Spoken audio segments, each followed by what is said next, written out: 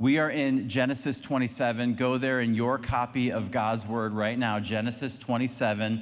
We're gonna kind of double click on part of the chapter, but we're looking really in context at what's happening in this entire chapter. We're in a series called it's about Jacob, and it's talking about struggle, but it's kind of the central theme I'm gonna hone in on this entire series is that Jacob, this character in the Old Testament who was given the promise of God, who was entrusted with so much, when we watch his life, he spends his life struggling, wrestling with God and with others and even with himself. And I wonder, do you wrestle too? Today I want to talk about success. Success.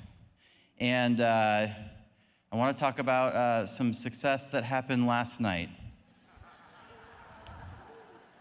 Okay? And the guys, so we had our first D group this week. I'm leading a D group with some guys, and they're high school seniors. And I told them, I was like, look, I'm going to wear purple if Washington wins. And they got super excited. They're like, you promise? And I said, yes, I promise. So the chat was going out last night. When I got home from the game, the chat was going, and it's like, Ryan, are you gonna do it? I said, are you gonna bring me stuff? They said they would, and so here I am delivering on a promise for you.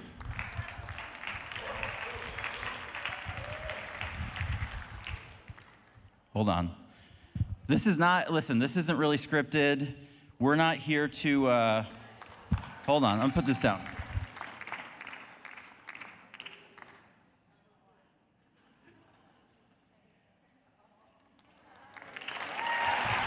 Okay. Success happened last night for the University of Washington football program. You won the battle. I want to remind you, you haven't won the war, okay? But it was a great game. I'd like to be a little passive aggressive because that's the Midwesterner in me, and tell you that I want to thank you also, Husky fans, for making my daughter sob throughout the first quarter because of comments that were made to us. Not bitter, it's fine. But it was really fun to be there, and it was a great football game, and I am super happy for Husky fans this morning, and even happier about rematches in the future, right? Isn't it great? This is why we love sports. We should not take them, or ourselves too seriously, but they are a fun gift and a recreational diversion. Success to the Huskies. What does success look like in your life? Or rather, what's the opposite side of that coin? What does failure feel like to you? We often think of success and of failure in broad, sweeping terms, and so it has to be some all-encompassing ideal or place or destination or achievement that we get to. But I would argue that success and failure plays itself out on a daily basis in our lives. We are constantly striving to succeed and working against failure. Success and the desire for it, I need to say this many times today, is not wrong and it's not bad. Yesterday morning, I found myself standing in a dumpster. I didn't feel very successful.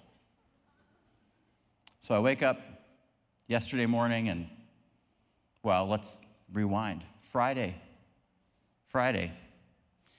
It's the middle of the day. Liz's birthday was yesterday, and we have divided tasks in our house. It's actually working quite well for us now. I'm not allowed to clean the house inside. She's not supposed to do anything outside. It was our tendency when we saw that the other wasn't doing something that we wanted them to do it for them. But this is not a counseling session. So we agreed Ryan would handle outdoor projects and Liz would take the domain of the house. And if we needed help, we would ask each other for help. And it was her birthday yesterday, and I thought, and my sister's in town this weekend, and I thought, she was out getting doing her hair, getting her hair done, something like that. And I thought, I'm gonna try to clean the house for her.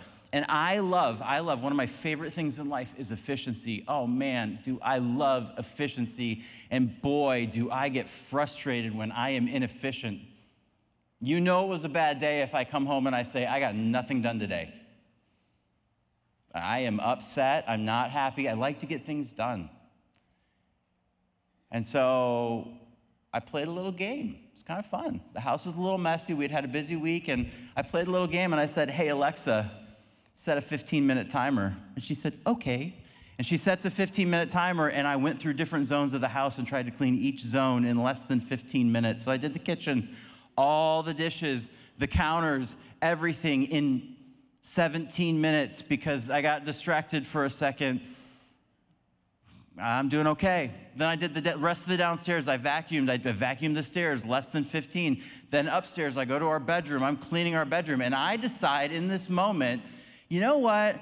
I need to clean out all of my clothes because I'm really gonna get after it. All the clothes, all the shirts that I don't wear. And I don't know if you're like me, but I have a hard time getting rid of things. So I have a load of shirts that sit in my drawer that I never wear because I've probably spilled something on them and they're permanently stained, which is most every meal that I eat, or because I've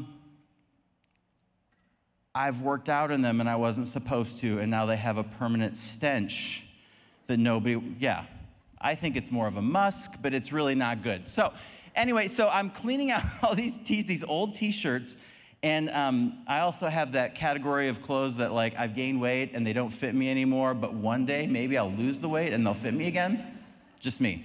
Okay, so I'm cleaning out my shirts, and I take all my shirts and I put them in a bag, and then I'm gonna take them to Goodwill. I'm gonna drop them off at Goodwill, not the one in Woodinville, because you don't drop where you shop. That's what I've been told.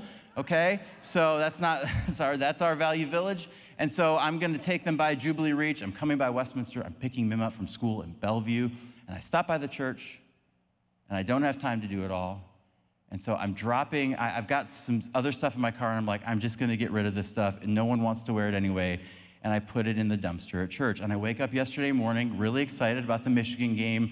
We've been waiting for this game for like 4 years. We're so pumped. And Liz had bought me a new Michigan shirt, one of those ones that says Hail on it, to the victors. And not yesterday, but usually. And so it says Hail on it, and I'm gonna wear it. And I go through my drawer, and I'm like, where are my shirts? I can't find my shirts. And Liz said, well, what did you do with your shirts? And I said, well, actually, Liz said this. There were more shirts in there the other day when I put your clothes away. I was like, well, I was cleaning it out. She said, what were you doing? And we have a policy manual. She said, I'm making a new policy. It's going in the policy manual. You can't clean out your clothes anymore, okay? And so I said, I took them to church. And so I drive to Westminster, and I open the dumpster, and there is my garbage bag that I was taking to Goodwill that I left here, and I climbed into the dumpster, and I found not one, but 3 shirts that were brand new that I had bought, and some other brand new articles of clothing that I had also gotten rid of in my haste. And I stood in the dumpster, and I want to tell you something. I drove home, and this is like, I have ADHD, and it wrecks me sometimes, and I do these kinds of things absentmindedly, and it is a spiral of shame.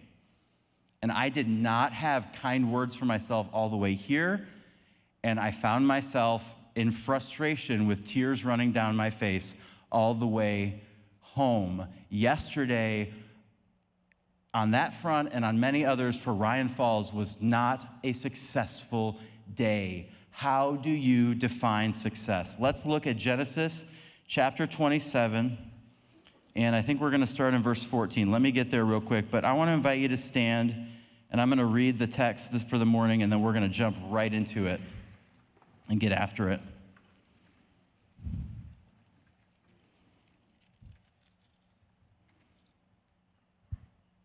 We're starting in verse 18.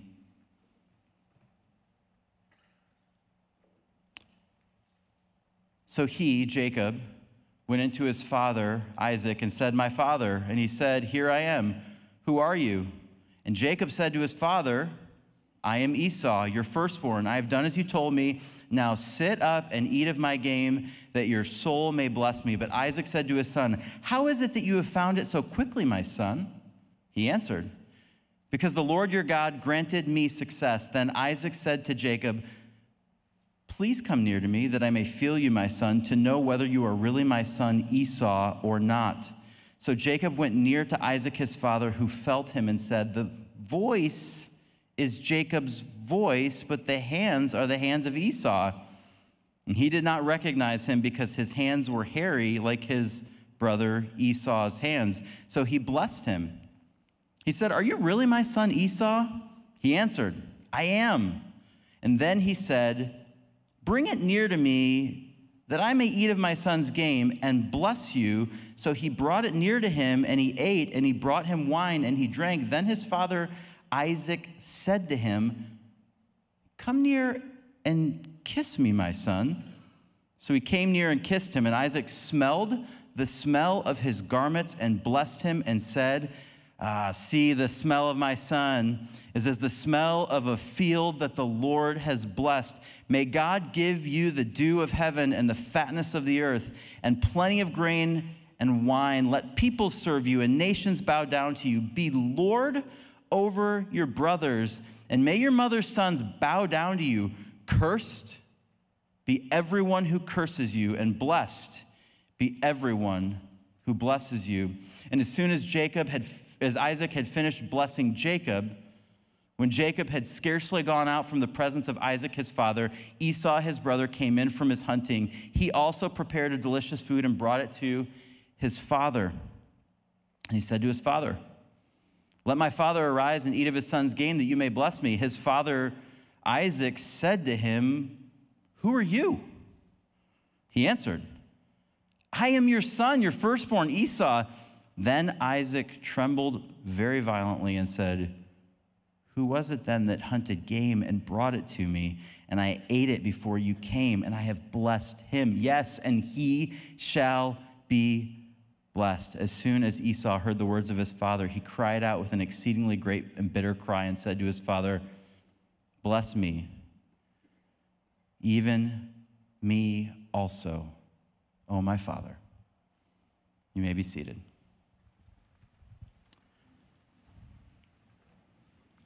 First, we see in this text the true nature of success.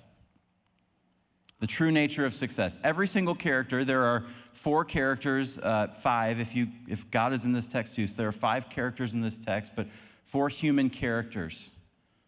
There's Rebekah and Isaac, the parents, and then there's Jacob and Esau, the twin brothers. Now, we studied last week that Jacob and Esau were in Rebekah's womb, and Rebekah had a prophecy come to her, a word from the Lord that said, the older one shall serve the younger, which is a reversal culturally of what was supposed to happen.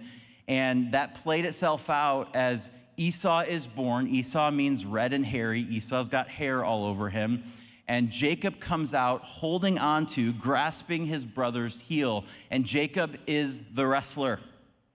He's always trying to get what his brother has. He's always trying to get power. He's always trying to get more. He's always trying to figure it out and put himself, what does a wrestler do, in the place of dominance. And in this story, there are 4 characters. There's the parents and the twins, and they're all in some way after success. Now, I want to talk about all of them in just a second, but I'd like to define, if you're taking notes, you can write this on your notes, what success is. According to this text and what I believe according to Scripture, success really is. Success is to have a word spoken about us, a word spoken from outside about us that confirms unalterable favor. It confirms unalterable favor and affirms our unique divine design. I want to say that again. What is true success? Success is to have a word spoken about us from outside. Not by us, not by you, not by me. This isn't self-affirmation, but a word spoken about us from outside that confirms two things. Unalterable or inalterable, I'm not sure which word it is. Grammarians, please come correct me after. I know you will. Unalterable, inalterable favor, and affirms our unique design by God. Favor and design. That's what we're looking for in success. And you're like, Ryan, I disagree with you. I'm looking for cash. Okay, good. I'm looking for a title. Okay, good. I'm looking for love, love, love. All I need is love. Okay, good. And you know what all of those things are? They're a word about who you are from the outside that somehow in your mind confers favor and is affirming something about your divine design. Success is not bad. Success is bad when it becomes ultimate. And every character in this narrative is after success. Isaac, what is success for Isaac? You're like, I don't really understand this. This is about 2,000 years before Jesus was born. So we're going back 4,000 years in history. Why is this blessing so important? Well, in ancient Near Eastern cultures, the blessing of a father to his child is not the same thing as the inheritance that the firstborn son gets.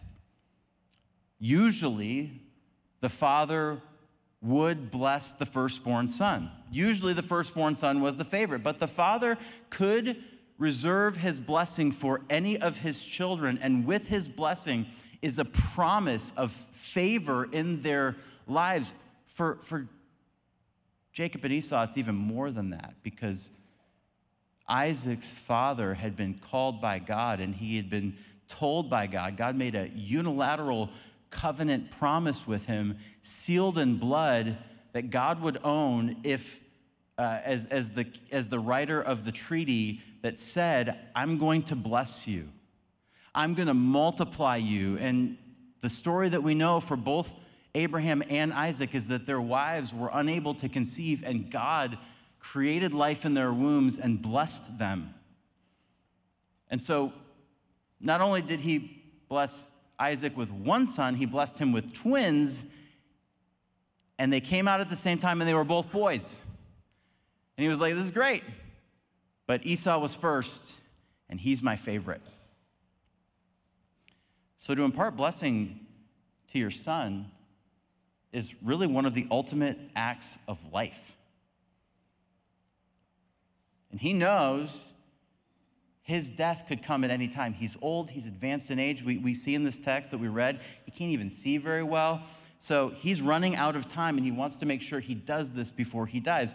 Rebekah is given a divine prophecy about her sons, and she feels a responsibility to fulfill it. And ever since that prophecy, it seems to us as we read the narrative of Genesis, the history of what happened here, that Esau is Isaac's favorite, and Jacob is Rebekah's favorite. So we've got a tale of two sons. One is the mother's son, and the other is the father's son. And so in her mind, she finds out at the beginning of this chapter that Isaac is going to bless his son. She overhears it, and she plots to put Jacob in that space. So she gets him and she's like, dress up, put some of your brother's clothes on. I'm gonna go make a meal. That's what your father wants. Jacob says, well, I don't have any, I'm not hairy like my brother. And she says, that's okay. Take some animal skin and cover your hands with them so you feel hairy to your dad. He's not really, all there with his eyesight. He can't see. And so Rebekah really desperately longs for Jacob to get the blessing. She feels responsible for it. So that's her success. And then there are the two boys, the favorites, Esau and Jacob. Esau's already given away his inheritance, but if he can get this blessing, he hasn't given that away. And he knows he deserves it. And so when he hears about it, he goes out and he is on it as a hunter. Jacob is the younger twin, and I want us to think about this. Maybe we grew up in a family where we weren't the favorite child. But what would it look like as the second choice to have your dad say, you have my blessing? Now, every person in this room understands that. Every single person online, you get it. I have a favorite child because I have one. And I have a favorite wife because I have one. And what are these boys after? They're after their father's blessing. And they're after the same thing that you and I are after. We're after what? Having a word spoken about us from the outside that confirms favor and affirms our divine design, uniquely knows who we are and tells us what we're for. We're all looking for that. So what's the universal drive? We see it here in the text. Every single one of us, and these characters included, are after success, and they'll stop at nothing in their quest to get it. We watch Jacob do this. We watch Rebekah do this. We watch Isaac do this. We watch Esau do this. I asked some people this week, how did growing up in your family and maybe your culture, how did that impact the way that you view success?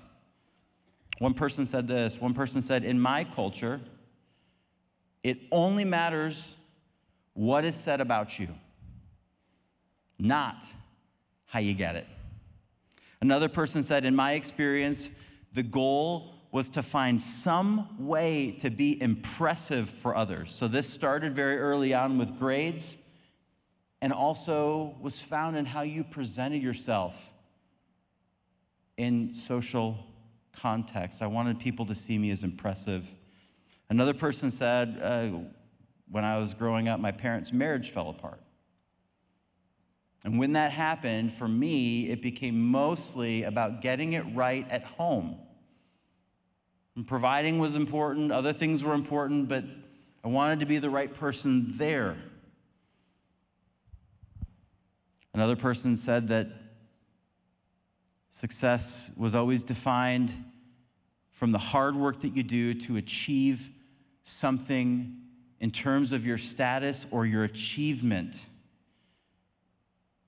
You had to step higher in your generation. Another person said that they were the golden child because they had parents who enabled them. They felt like they were enthroned, and so then they kind of always felt like they could do nothing wrong. Maybe a little entitled, and they felt like they had the Midas touch. Another person told me that they were abused in tragic ways. And this left them bereft of any hope whatsoever. Feeling discarded and worthless, my only hope of succeeding was to rid myself of the agony of my constant pain. Jacob will stop at nothing. He will stop at nothing. Look at what he does. He dresses up. He's an imposter. He takes the meal his mother's made and he gives it to his dad, and he keeps telling him, I mean, can you imagine this? Who are you? And you use your brother, your sibling's name. He's trying to change his voice. I don't know. It seems, the text and often in like a modern conveyance of this story, preachers and speakers portray Esau as the man's man and Jacob as fragile. I don't think that's the way it was, actually. Jacob was a shepherd. He had to have been tough, okay? So let's not do that. Let's not use our cultural distinctions to try to break this text up and make it come to life. They weren't the same. They didn't sound the same. They didn't look the same. They didn't smell the same. And Jacob does everything he can. Esau knows it's not, or Isaac knows that's not Esau's voice, but look at what he goes through. He's like, hey, come close to me. Let me feel your hands. Come near to me so I can come give me a kiss. And even when he kisses him, he smells Esau on the clothing that Jacob is wearing.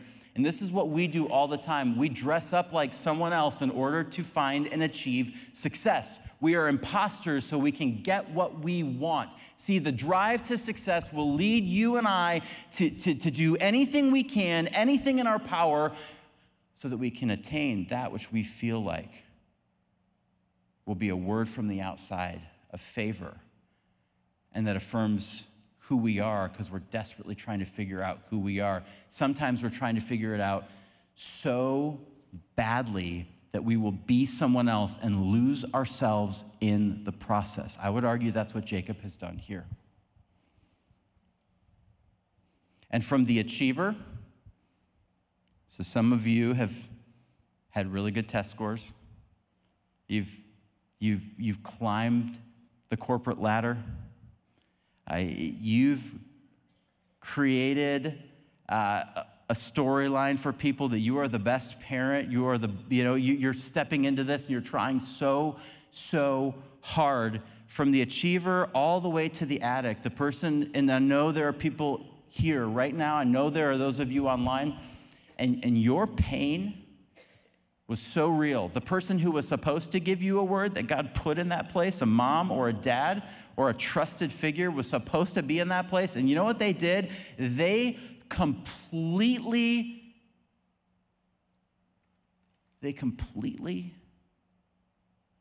and utterly and seemingly irrevocably parented, cared, and they did it with malpractice. And they destroyed you. They destroyed you. They eviscerated your soul and your spirit at an age when you were so young and so vulnerable.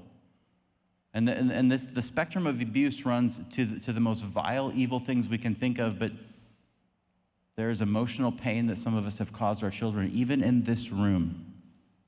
And we feel it's irrevocable. We don't know what to do about it.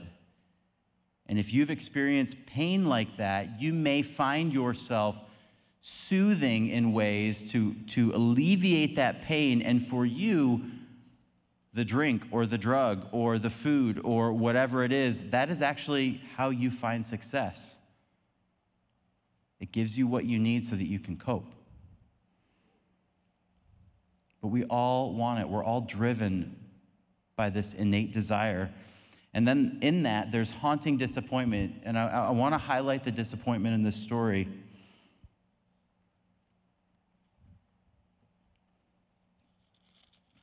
You ready for it? I'm going to read this again.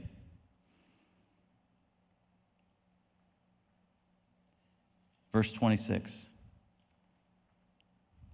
Then his father Isaac said to him, "Come near me and kiss me, my son." This is like the most intimate expression. How many dads and their BTW, by the way, we tend to think of Jacob and Esau being pretty young. They're probably like 75 years old. They're mature men. So you can be in your 70s, that's what this text is telling me, and have not worked this stuff out. So he came near and kissed him, and Isaac smelled the smell of his garments, and he blessed him, and he said, "It's the smell of my son." What's it like? It's like the smell of a field that the Lord has blessed. Not many of us bless people that way. You smell like a field, but okay, we know what this is equivalent to in our culture. May God give you the dew of heaven and the fatness of the earth and plenty of grain and wine. Let people serve you and nations bow down to you. Be Lord over your brothers, and may your mother's sons bow down to you. Cursed be everyone who curses you, and blessed be everyone who blesses you. As soon as Isaac had finished blessing, who? Who? Say it louder. Jacob. Who did Isaac think he was blessing? So what did Jacob get? He got the thing that he had always wanted, and when he got it, he was like, it wasn't even for me. Do you feel the haunting disappointment of success?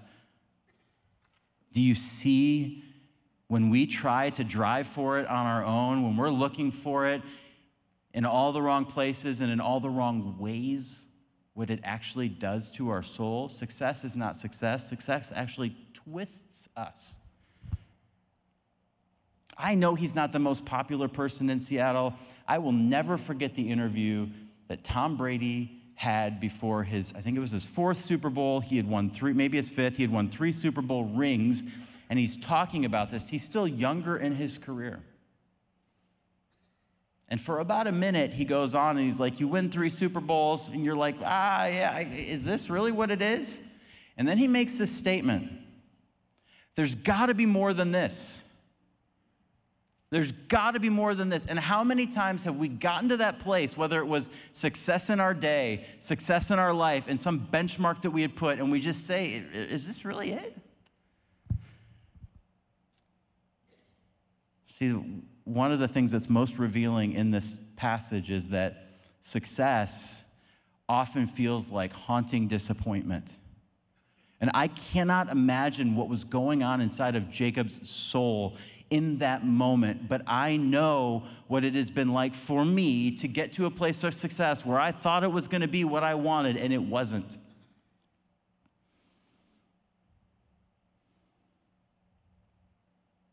And so we land on Jacob. And what is he at this point? He's a victorious failure. He's a victorious failure. Yes, he got the blessing. He got the birthright.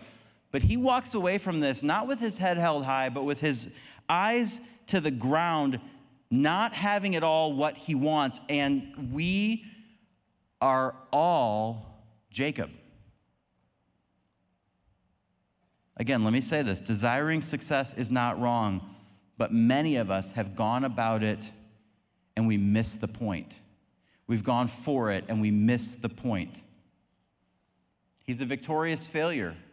And I want to just encourage you to embrace that today, maybe a little more than you have, because what happens when we fail, for most of us, there's a reaction of shame.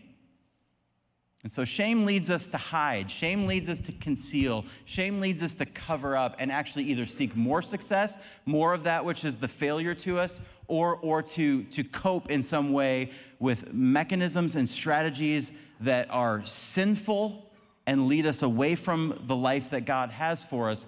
And maybe today it would be good if we could just lighten up a little bit and embrace who we really are and just say, you know what? I've been victorious and a failure. I'm a victorious failure. You're like, well, Ryan, help me connect the dots here. How is that good news? Actually, that's great news for you and me. Because there was the first Jacob, who's like all of us. And 2,000 years after the first Jacob came, there was a better Jacob. And he was a failure, according to the religious leaders. He couldn't measure up. He wasn't what they wanted him to be. You're not the Messiah. You're not the one we've been looking for. You're supposed to deliver us from Rome, Jesus. But the second Jacob is the true and the better Jacob. Because just as Jacob failed but never really found success, Jesus Christ was successful in all the ways that we ever failed, and then didn't really fail, but to the world he did when he went to a cross, which Paul said to the world that looked at it was foolishness.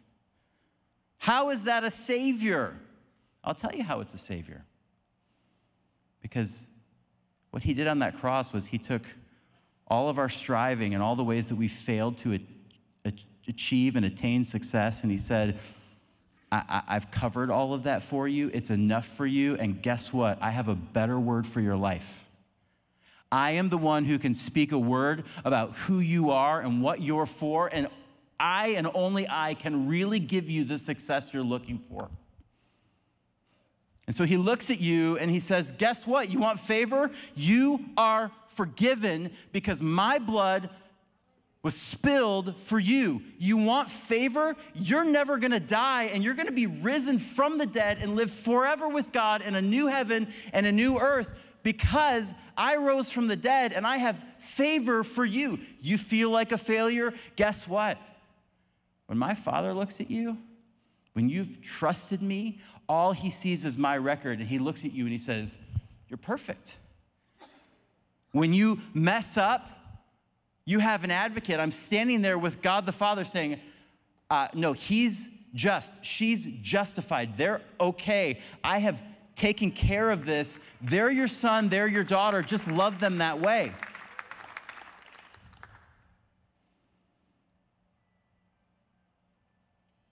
Jesus is the better Jacob. And where the first Jacob failed, Jesus, in his apparent failure, succeeds. And if you're not a follower of Jesus today, I want you to hear the good news. You don't have to do anything to be a success in his eyes. He's already done it for you. He wrote the check, and the check will clear. He loves you. He sees you. He wants you. He wants you to begin trusting him by faith. Jesus Christ, 2,000 years ago, lived the life that you were supposed to live and died in your place and in my place. And I want you to come to him today. We want you to come to him today. Let's pray. Father, thank you for this morning. Thank you for this time. Thank you for this good news. Change us by it. In your name, amen. Well, we remember every week that this news doesn't depend on us. We take communion together. If you're not a Christian, communion is a remembrance meal of what Jesus did for us. And we're so happy that you're here, and we want you to hear how much he loves you, that the bread represents his body that was given for you, and the juice represents his blood that was poured out for you. And on the night he was betrayed, Jesus took bread, and when he had given thanks, he broke it. He said, "This is my body, and it's for you. Do this in remembrance of me." And in the same way also after supper, he took the cup. He said, "This cup, it's the new covenant in my blood. Do this whenever you drink it in remembrance of me. For as often as you eat this bread and you drink this cup, you proclaim the Lord's death until he comes." So we'll have members of our team up front and in the balcony. Maybe today's the day you come and take communion for the first time as you've given your life to Christ. But we're just so glad that you're here with us. Let's come to the table now.